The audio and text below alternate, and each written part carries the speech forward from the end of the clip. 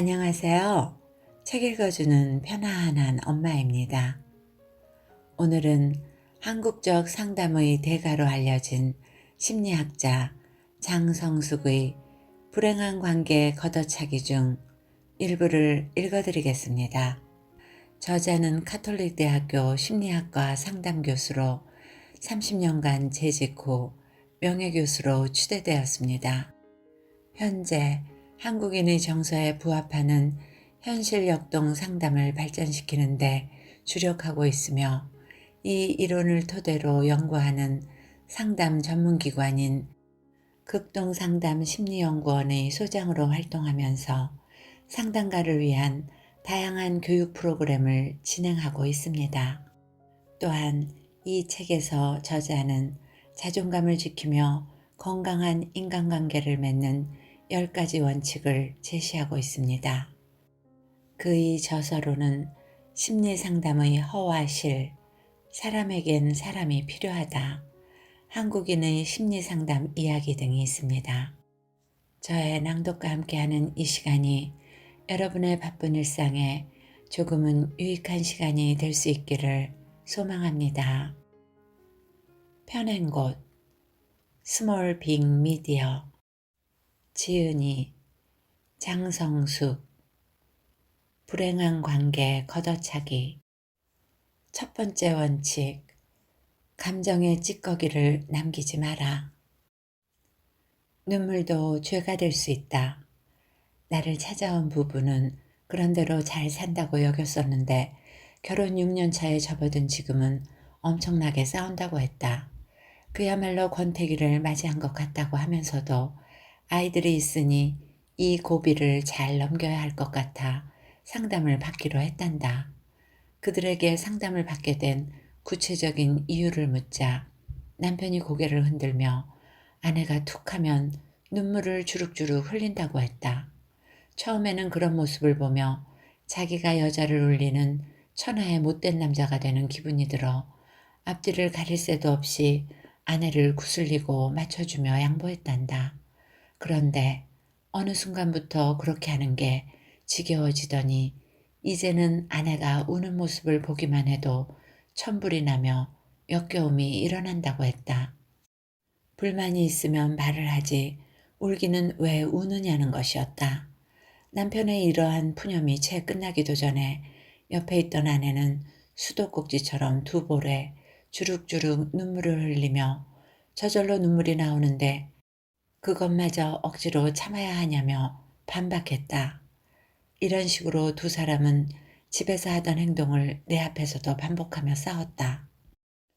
남편의 요구는 불만이 있으면 사람을 옥죄는 식으로 눈물을 질질 짜지 말고 말을 하라는 것이었고, 아내는 눈물이 저절로 나는데 그것을 그냥 봐주면 되지 왜 그렇게 억압하려 드느냐는 것이었다.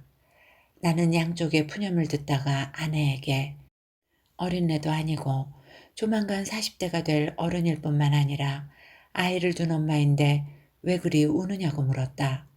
그러자 그녀는 자기는 조금만 불편해도 그렇게 눈물이 난다고 대답했다.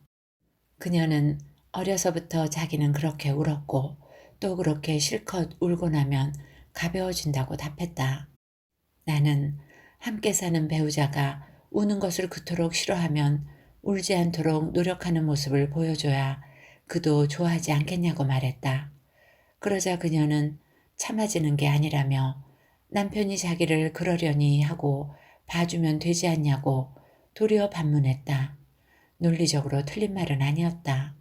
하지만 나는 고개를 가로저으며 제3자인 내가 보기에도 별것 아닌 일에 그렇게 우는 모습이 보기 추하다고 말했다.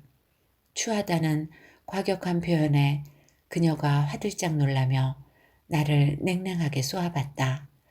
적어도 상담자라면 그런 거친 표현을 하지 않고 온유한 태도로 자기 편을 들어줄 줄 알았던 모양이었다. 순간적이었지만 기싸움이 펼쳐졌다. 나는 그녀의 남편이 아내의 모습에 염증을 느끼고 있었기에 그녀가 어떻게든 변하지 않으면 안 된다고 여겼다. 자기가 야멸차게 노려보는데도 내가 굴하지 않고 아무렇지도 않은 표정을 짓자 그녀는 밀리는 기분을 느꼈던 것 같다. 잠깐의 침묵이 흐른 뒤 그 부인은 포기하듯 먼저 입을 열었다. 내 모습이 추하게 보인다고 말씀하셨어요? 네, 그랬어요. 이런 피드백을 처음 들으셨나요? 그녀가 입을 다물고 아무런 대꾸를 하지 않자 옆자리에 있던 남편은 약간 놀란 표정으로 자기 부인과 나를 번갈아 쳐다봤다.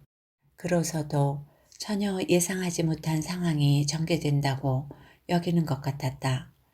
이윽고 나는 그녀에게 울만한 일이 아닌데도 울면 다른 사람에게 이상하다고 여겨지는 정도를 넘어 얕잡혀 보이는 단서가 된다고 친절하게 설명해줬다. 또 불만이나 요구사항이 있으면 차분하게 표현해야 구김없이 밝게 자란 사람 같다는 인상을 줄 수 있는데 그렇지 않고 우는 것으로 대신하면 못나 보일 뿐만 아니라 어려서부터 제대로 대접받지 못하고 자랐다는 인상을 준다고 말하며 그런 것이 좋으냐고 물었다. 그러자 그녀는 자기도 그런 것을 알지만 잘 안 되는데 어떻게 하느냐 여전히 버티듯 대꾸했다. 하지만 추하다는 지적으로 이미 한 방 먹은 셈이었기 때문인지 목소리가 현격히 잦아들었다. 그녀는 우는 모습이 얼마나 부정적인 영향을 미치는지 모르고 있었고 그런 모습을 봐주지 못하는 남편을 오히려 이상하다고 여겼다. 그래서 남편에게 왜 자신의 자연스러운 감정 표현마저 저지하려 드느냐고 따졌던 것이다. 부인에게 알아들을 만큼 설명했다고 여긴 나는 부부가 함께 온 마당이니 균형을 맞추기 위해 남편에게도 쓴소리를 해야겠다고 생각했다. 나는 남편에게 애초부터 아내의 그런 습성을 바로잡아 줬으면 아내가 진작 고쳤을 것 아니겠냐고 일침을 놓았다. 그러자 얼른 말귀를 알아들은 남편은 고개를 끄덕였다. 나는 남편에게 나쁜 습관을 유지하게끔 일조했으니 아내가 그것을 극복할 때까지는 견디라고 당부했다. 그러자 그는 예, 알겠습니다. 하고 유머러스하게 거수경례를 하는 게 아닌가. 그러는 사이 아내는 웃음을 터뜨렸고 나도 그의 익살스러운 모습에 소리내어 웃었다. 아무리 감정에는 죄가 없다 하더라도 아이도 아닌 어른이 자신의 상태를 울음으로 표현했어야 되겠는가. 나아가 불쌍한 모습으로 상대방을 조종하려는 것은 역겨움을 유발하기 쉽다. 문제는 울음이 다른 사람들에게 얼마나 무력감을 유발시키거나 지겨움을 느끼게 하는지를 모르는 사람들이 많다는 것이다. 울음의 패단을 모르니까 자신의 안 좋은 습성을 그대로 유지하려는 게 아닐까 싶다.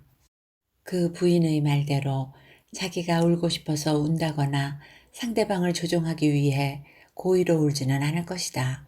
그러나 그렇더라도 말로써 불만을 표현해야지 눈물로 이를 대신하는 것은 반드시 고쳐야 할 문제다. 남들 보기에 약하고 초라해 보이는 것을 넘어 궁상스럽기까지 하기 때문이다. 사람은 누구를 막론하고 나름의 아픔을 갖고 있다. 공주처럼 유복하게 자랐다고 광고 낼 일도 없지만 무수리처럼 자랐다고 떠벌릴 필요도 없다는 것이다. 설사 힘들게 살았더라도 과거는 과거에서 종지부를 찍고 가급적 현재를 살도록 노력해야 한다. 과거는 이미 지나가서 없고 미래는 아직 오지 않아서 없다고 하지 않던가. 우리는 지금 여기라는 현재에 있기 때문에 현재를 살아야 건강하다. 그러니까 과거의 아픔이나 습성이 올라온다고 해서 그냥 이에 내맡길 것이 아니라 애써 현재에 충실하도록 노력해야 한다. 가까운 사람들과는 늘 마주쳐야 하고 애정을 나누는 관계이기 때문에 각별히 자기 관리를 해야 한다는 것이다. 우는 것 못지않게 말없이 고집을 피우는 것으로 불만을 표현하는 사람들도 꽤 있다. 이런 사람 역시 주위에서 그의 말을 얼마나 귀담아 들어주지 않았으면 그토록 막무가내로 말을 하지 않고 고집으로 맞서는가 해서 딱하게 보인다. 마냥 과거의 습성을 고수할 게 아니라 합리적인 교류가 이루어지도록 노력해야 한다. 노력이라는 건 상대방에게 신뢰를 갖고 자신을 표현해 보는 것이다. 상대방이 자신의 이야기를 들어주지 않을 것이라고 미리 판단하고 울어버리거나 강경하게 고집을 피우는 것도 어느 면에서는 죄를 짓는 것이다. 미리 상대방을 부정적으로 단정짓는 것이기 때문이다. 두 번째 원칙, 어쩔 수 없었다는 말은 던져버려라. 성숙이라는 것은 책임을 진다는 것과 무관하지 않다. 그러므로 문제가 생겼을 때 상대를 탓하기에 앞서 먼저 자신의 잘못이 무엇인지 살펴보고 어떻게 바로잡을지 생각해 보는 것이 바람직하다. 그렇게 하지 않고 상대의 허물만 찾거나 탓한다면 점점 관계가 악화되어 서로 피해를 보게 되기 마련이다. 세 번째 원칙, 수줍다는 것을 핑계로 삼지 마라. 용기가 없는 사람은 제때 할 말을 못하고 억압하다가 어느 순간 분노를 터뜨리며 관계를 파괴하는 양상을 보인다.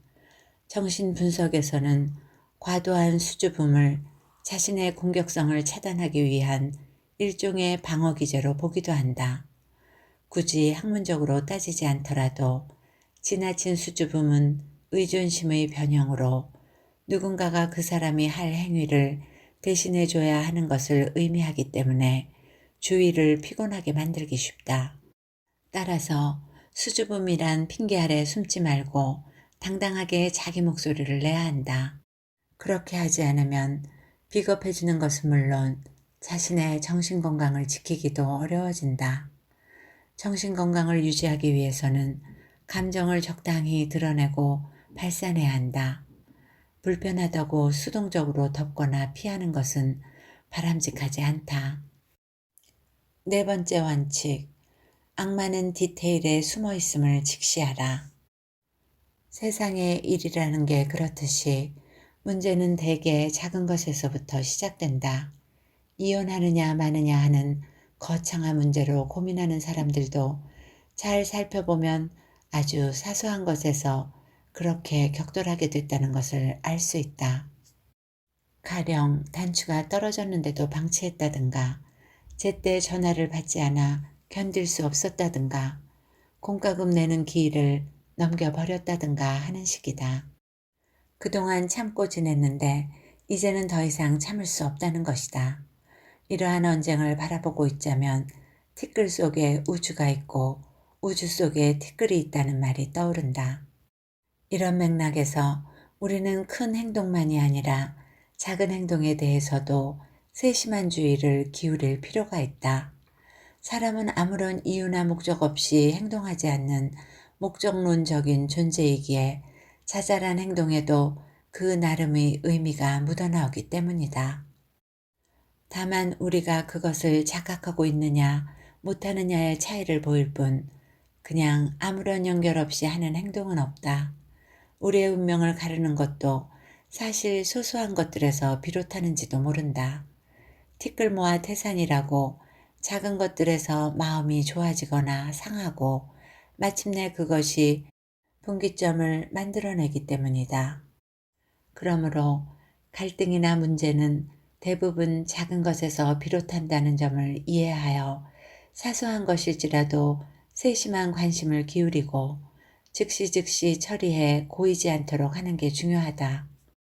그렇지 않으면 호미로 막을 것을 가래로 막기에도 어려운 사태로 번지게 된다.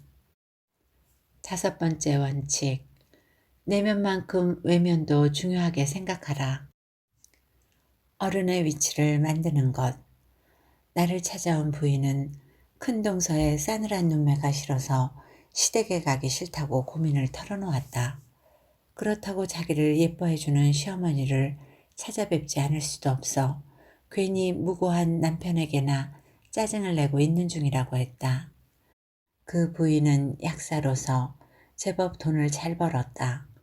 작은 아들이 늦도록 장가를 가지 못하는 것을 안타깝게 여겼던 시부모는 아들이 결혼하게 됐을 뿐만 아니라 전문직에 종사하는 사람을 아내로 맞이한다는 사실에 흡족해했다. 결혼한 이래 오랫동안 혼자 집안일을 도맡아 하던 그 집안의 큰며느리도 시동생의 결혼을 매우 기뻐했다고 한다. 명절이나 큰일을 맞이했을 때 분담해서 일할 수 있으리라는 기대를 했을 터이다. 하지만 결혼했다고 해서 약사인 그 부인의 생활이 크게 달라지지는 않았다. 여전히 그녀는 약국을 경영하느라 밤늦게 귀가했고 심지어 어떤 때는 명절에도 약국을 열어야 했다. 이럴 때마다 시어머니는 작은 며느리의 입장을 헤아려 줬고 어떤 때는 김장하는 일과 같은 큰 행사에서 작은 며느리를 면제해 주기도 했다. 그러자 큰동서가 이런 상황을 불편하게 여기기 시작했고 급기야 작은 동서를 향해 눈을 흘기기 시작했다.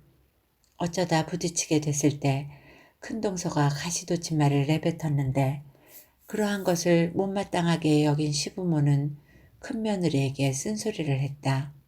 이렇게 되자 그 부인은 마음이 그리 편치 못했고 부부 사이에도 긴장감이 감돌기 시작했다. 자신이 시댁에 가기 싫다고 말하는데도 남편이 달리 어떤 방안을 마련해 주지 않고 가만히 있기만 하니까 그도 밉다는 것이었다. 나는 그 약사에게 큰동서가 왜 그렇게 찬바람 나게 구는 것 같냐고 물었다. 그랬더니 그녀는 멋쩍게 웃으며 짐작은 가지만 자기도 일부러 그러는 게 아닌데 어쩌겠냐고 대답했다. 그러면서 슬쩍 학력에 대한 콤플렉스거나 가정주부가 흔히 그렇듯 직장 여성에 대한 질투 때문이지 않겠냐고 말했다. 나는 그녀가 이렇게 말하는 것을 듣고 쿵 하는 심정을 금하기 어려웠다. 같은 여자로서 큰동서의 입장을 어쩌면 그렇게 매몰차게 열등감이나 질투로 몰아붙이는지 사태를 그런 식으로 얄밉게 본다는 것이 놀라웠다. 나는 그 약사에게 어떻게 그리 무심하냐고 쓴소리를 했다. 같은 며느리인데 큰동서 입장에서는 본인은 죽어라 일하는 반면 작은 동서는 번번이 집안일에서 면제를 받으면 속이 좋겠냐고 물었다. 역지사지의 입장에 서보라며 친정집안에 자기와 똑같은 스타일의 여자가 올케로 들어오면 어떻겠냐고 물었다. 그 부인은 나의 단도직입적인 말에 놀라는 표정을 지었다.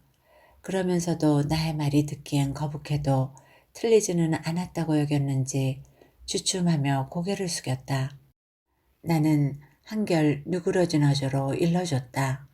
일을 도맡아 하는 큰동서에게 선물 공세를 하든지 아니면 그 집 아이들에게 영양제라도 듬뿍 안겨주라고 했다. 돈을 잘 버는 약사인 만큼 그렇게 하는 것이 타당하다고 말한 것이었다. 우리가 돈을 버는 이유는 잘 쓰기 위해서인데 집안일을 나눠서 하지 못하면 그렇게라도 보상해 주는 게 양심적인 태도가 아니겠냐며 그야말로 타이르듯 하나하나 가르쳐 줬다. 이윽고 한참 만에 고개를 들어 나를 쳐다보는 약사의 눈에는 눈물이 그렁그렁 달려 있었다. 오히려 놀란 사람은 나였다. 그렇게까지 마음이 움직일 줄은 몰랐기 때문이었다. 자신을 야단친 나를 바라보는 그 약사의 시선은 마냥 부드럽기만 해 나도 고마웠다. 나 역시 그 약사를 한참 말없이 바라보다 무엇 때문에 그리 우느냐고 물었다. 그랬더니 그 약사는 아무도 자기에게 그런 것을 가르쳐 주지 않았는데 거리낌 없이 옳은 것을 말해주는 내가 그렇게도 고마울 수가 없단다. 나는 그녀의 솔직 담백함에 감동을 받으면서 아니 이렇게 빨리 깨우치는 사람에게 그동안 아무도 이런 말을 해주지 않았다니 하고 도리어 놀랐다. 다음번에 그 약사가 다시 내게 왔을 때 그녀의 얼굴은 환하게 빛났다. 미안한 마음에 큰동서에게도 고가의 화장품을 듬뿍 사줬단다. 그뿐만 아니라 조카들에게도 건강에 필요한 영양제들을 넉넉하게 챙겨줬더니 큰동서가 좋아서 어쩔 줄 몰라 하더라고 했다. 무엇보다 남편이 흡족해 하는 것을 보니 마음이 편하단다. 그러면서 은근히 자기에게 아무것도 가르쳐 주지 않은 친정어머니에 대한 야속함을 내비쳤다. 친정부모는 자기에게 그저 공부만 하면 된다는 식이었다. 하지만 그녀는 부모가 원하는 의과대학에 진학하지 못한 죄로 열등감에 시달리며 산 세월이 길었다고 한다. 뒤늦게 결혼해서 만난 남편은 일체 자기에게 군소리를 하지 않아 편했지만 다른 한편 자신의 직업 능력을 보고 결혼한 게 아닌가 하여 남편에게 간간히 유세를 떨기도 하였다 한다. 그러다 저번에 내게 일침을 맞고 너무나도 부끄러워 서둘러 주변에 인사를 차렸더니 주위 사람들이 다 좋아하는 것 같다고 했다. 문득 사람 사는 게 이런 것이구나 하는 생각이 들어 신바람이 난다고 말하며 그 약사는 활짝 웃었다. 한마디에 깨우침을 얻기도 하는 그 괜찮은 사람이 그동안 계속 자기 안에만 함몰되어 살아왔다는 것은 주위 사람들의 부족함 때문이라고 생각한다. 우선 그 약사의 친정부모는 자식에게 공부 외에는 별로 가르쳐 준 것이 없는 듯 했다. 어른의 위치에 있는 시어머니 역시 덮어놓고 작은 며느리의 편의만 봐줬지 큰 며느리의 입장을 고려해 주지는 못했다. 형평성 유지를 위해 작은 며느리가 큰 며느리에게 인사치레라도 하게끔 지도해 줬더라면 그런 불화는 생겨나지 않았을 것이다. 특히 가장 가까이에 있는 남편도 가만히 구경만 할 것이 아니라 아내와 형수 사이에 앙금이 생기지 않도록 무언가 모색을 했어야 한다. 직업 능력 못지않게 중요한 것이 사람과의 관계 능력이다. 아무리 전문직에 종사하며 돈을 잘 번다고 해도 자신의 위치에서 주변을 두루두루 살피지는 못했다.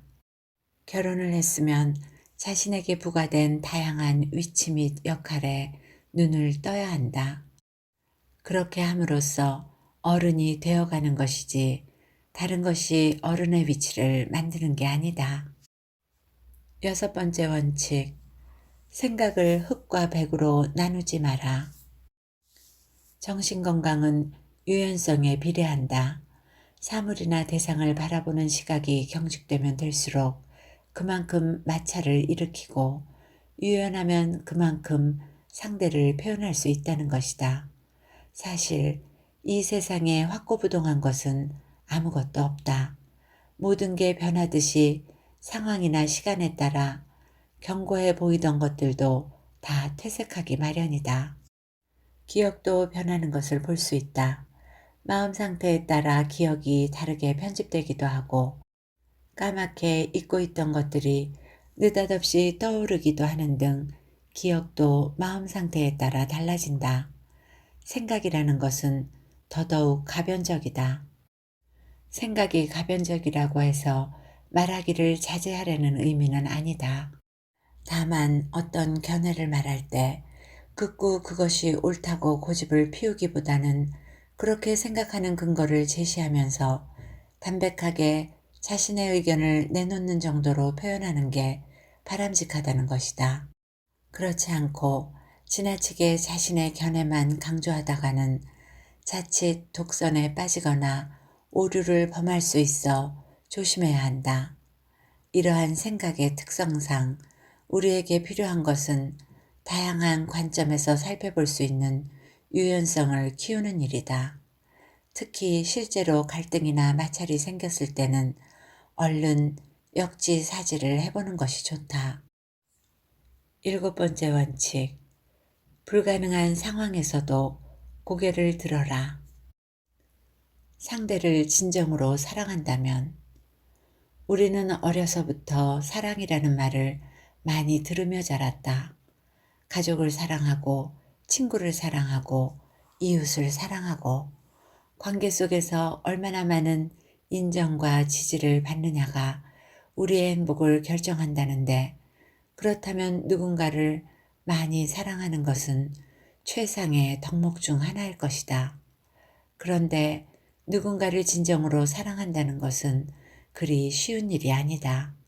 이기적인 속성을 어느 정도 넘어서야 그것이 가능하기 때문이다. 한 번은 어떤 여성이 내게 와서 말하기를 사람은 다 비슷비슷하지 않을까 하는 생각을 했었는데 간혹 특출난 사람도 있다는 것을 알게 됐다고 했다. 그러면서 좋아하던 어떤 선배에 관한 이야기를 들려줬다. 그녀에게는 대학교 시절 무척 따랐던 여자 선배가 있었다고 한다. 다른 사람들이 개성이라는 이름 아래 튀는 데 반해 그 선배는 유순한 성정으로 사람들과 무난하게 지내는 편이었단다. 별로 자기를 드러내지 않고 맡은 일이나 열심히 하는 태도가 좋아 무척 따르자 그 선배도 자기를 친동생처럼 챙겨줬다고 한다. 졸업한 이후에도 한동안 연락을 하며 지냈는데 그 선배가 부잣집 아들과 결혼을 하면서 집에서 살림을 하게 돼 서로 접촉하는 게 뜸해지다 그만 연락이 끊어지고 말았단다.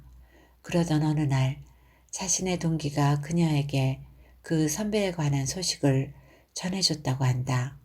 그 선배의 시아버지가 사업을 크게 벌이다 망하는 바람에 그 집안의 가세가 급격하게 기울어져 귀공자처럼 자랐던 선배의 남편은 아버지와 엮이면서 신용불량자가 된 상태였고 다부지게 할 줄 아는 게 별로 없는 사람인 듯했다.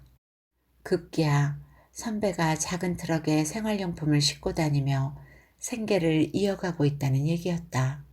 그녀는 동기에게 그런 이야기를 전해 듣고 수소문하여 그 선배를 찾아가 보았단다. 마침 자기가 그 선배를 찾아갔을 때 선배는 트럭을 한쪽에 세워두고 그늘에 앉아 책을 읽고 있었다고 한다.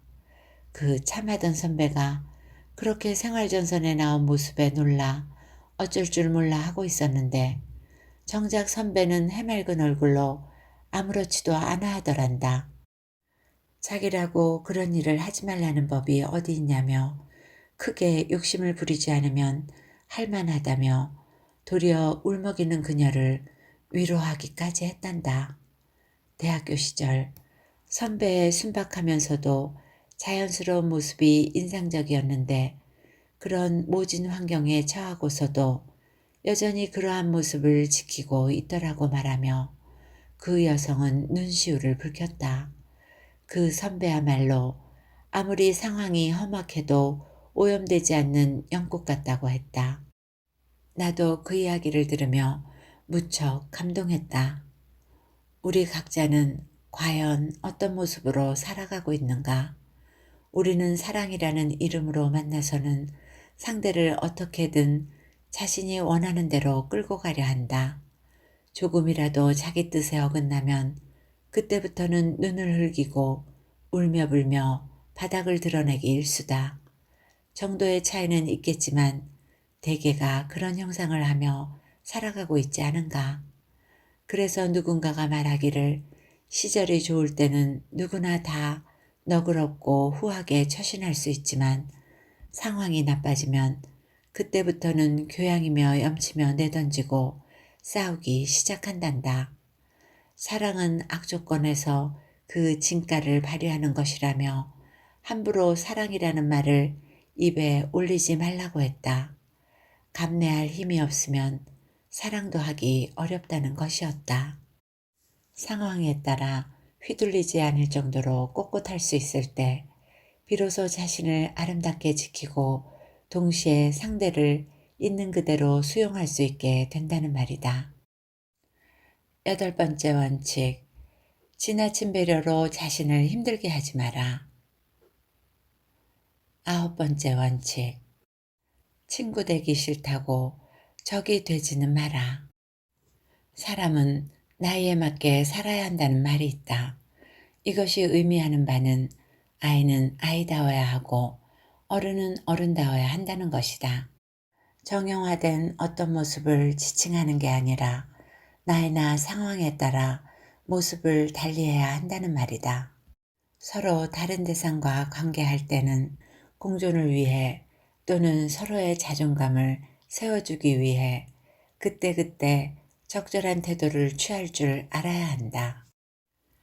10번째 원칙. 모든 행복은 사람에게서 비롯됨을 기억하라. 모든 것은 사람에게서 온다.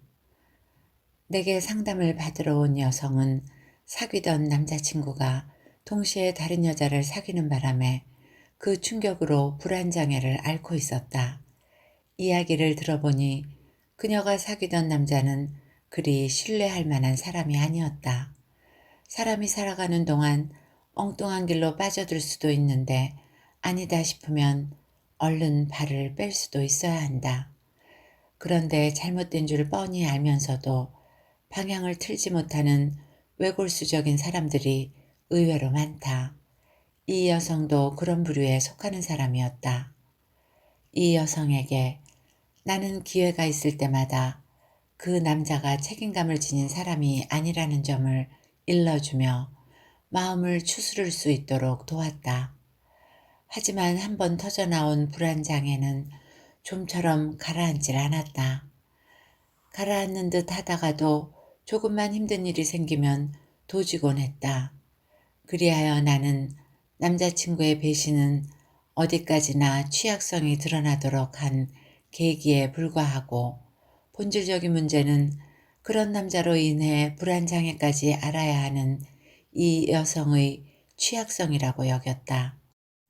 부모와 친밀한 관계를 지니지 못했던 사람은 대체로 취약한 정서를 갖는다는 게 나의 지론이다.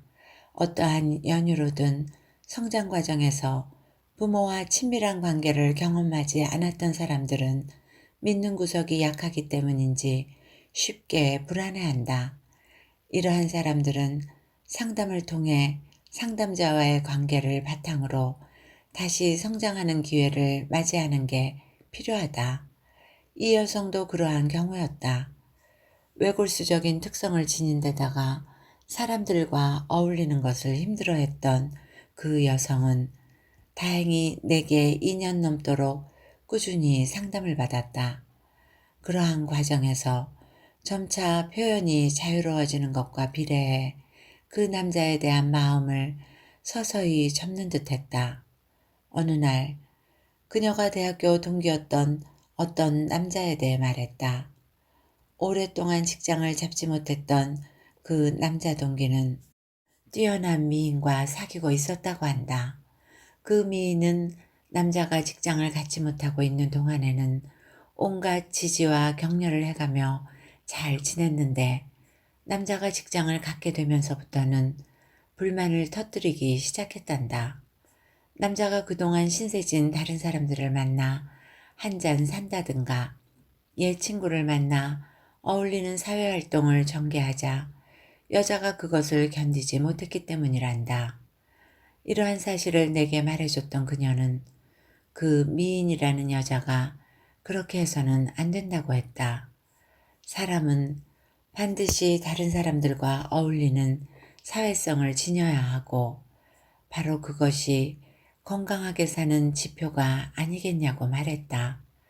즉, 그 미인이라는 여자가 남자를 옴짝달싹하지 못하게 옥죄이는 것은 사랑도 아니고 집착일 따름이라고 흉을 보는 것이었다. 이 말을 듣던 나는 놀라움에 눈을 번쩍 떴다. 사람들과 교류하는 것을 피곤하게 여기며 가급적 혼자 있으려 했던 그 여성의 입에서 그런 말이 나오다니 정말 놀라웠다. 사람은 반드시 사람과의 관계 속에서 살아야 마땅하다고 방금 말했어요? 머리로는 알겠는데 실천이 잘 안 되는 게 문제예요. 내가 놀라워하자 멋쩍었는지 그녀는 머리로는 알고 있는데 실생활에서 잘 되지 않는 게 문제라고 얼버무렸다. 머리라도 분명히 알고 있으면 시간이 걸리긴 하겠지만 그 방향으로 가게 되어 있어요. 그러면야 좋죠. 그래서 요즘에는 몸이 피곤할 정도로 자꾸 사람들에게 연락해서 만나고 있어요. 그러니까 인간관계가 넓어지는 것 같더라고요. 여기저기에서 사람을 소개해 주겠다는 분들도 나타나니까 말이에요. 그래요. 모든 것은 사람에게서 출발하는 것이라고 봐요. 우리의 행복이나 기쁨도 사람에게서 오고 정보나 힘 등 모든 것이 사람과의 교류를 통해 얻어지니까요. 남동생의 건강이 썩 좋지 않았던 까닭에 일찍이 어머니의 관심을 동생에게 빼앗기고 홀로 공부에 열중하며 힘들게 살았던 그녀다. 그래서 남보다 좋은 학벌이나 직장을 얻고서도 허허로운 마음 때문에 어디에도 안착하지 못하고 지냈다. 그러다 사귄 남자친구에게 흠뻑 빠졌으나 그녀에게 충실하지 못했던 그 남자에게 상처를 받았고, 그러면서도 그 남자에 대한 집착을 놓지 못해 꽤나 오랫동안 가슴을 앓았다. 즉 온통 자기 연민에나 쏠려 주위에 대해서는 무심하기 짝이 없던 그녀가 어느덧 건강하게 사는 것이 어떤 건지를 정확히 꿰뚫고 인간관계를 넓히려 개방적인 자세를 취하고 있었다. 그렇다. 모든 것은 사람에게서 비롯된다. 우리가 쓸쓸해하는 것이나 속상해하는 것도 다름 아닌 사람 때문이다.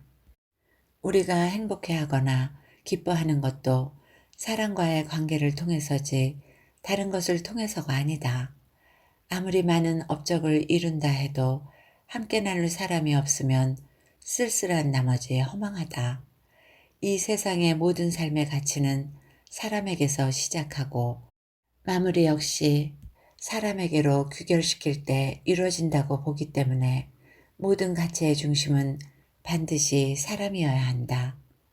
삶이란 다른 게 아니라 사람들과 함께 하는 것이라는 사실에 부디 눈을 떴으면 한다. 그녀의 대학교 동기가 사귄다는 그 미인이라는 여자 역시 무슨 사정 때문인지는 몰라도 그리 건강한 사람은 아니라고 본다. 그러니까 남자를 소유물처럼 혼자 독점하려 들었던 게 아닐까 싶다. 남자의 경우 사회적 관계망을 넓혀놔야 가정경제를 책임지는 게 수월해지기 마련인데도 말이다. 누군가는 고독할 수 있는 힘을 지녀야 한다고 말하기도 한다. 남에게 의존하려 들기보다 자기 홀로 꼿꼿할 수 있는 힘을 지녀야 한다는 의미라면 전적으로 동의한다. 하지만 사회성이 부족한 사람에게는 자칫 이런 말은 독이 될 수 있다. 관계 맺기에 서툰 사람들이 혼자 지내려고 하면서 저런 굴기에서 애써 위안을 찾고자 하기 때문이다. 고독할 수 있는 힘을 지녀야 한다는 것은 바쁜 와중에서도 자신을 성찰할 수 있는 시간을 가져야 한다는 의미이지 사람들하고 어울리는 것을 경계하라는 말이 아니다. 사람을 사회적 존재라고 일컫는 것은 함께 어울리는 가운데 기쁨을 느끼는 존재라는 뜻이다. 이런 이유로 나는 부침성 있는 사람들을 발견하면 눈부시게 바라본다.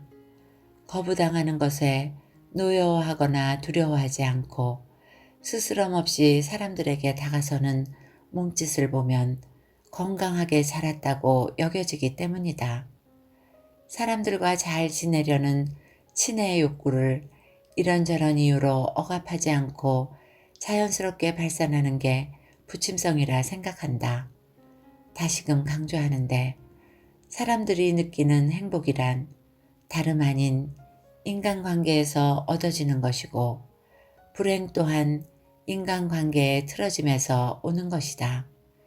그러니 의식주가 어느 정도 해결이 되면 반드시 인간관계에 공을 들여야 사람답게 살 수 있다. 행복관계를 위한 솔루션 10번째 중에서 행복이나 불행을 결정하는 것은 전적으로 인간관계에 달렸다.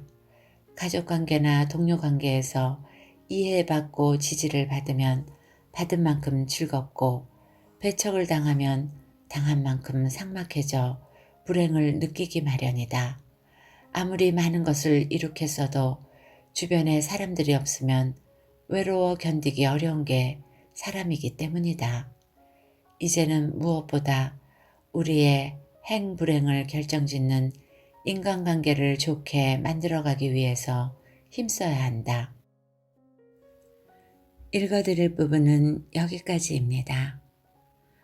여러분 모두에게 편안하고 좋은 시간이 되어드렸기를 바라며 오늘도 건강하고 행복하세요.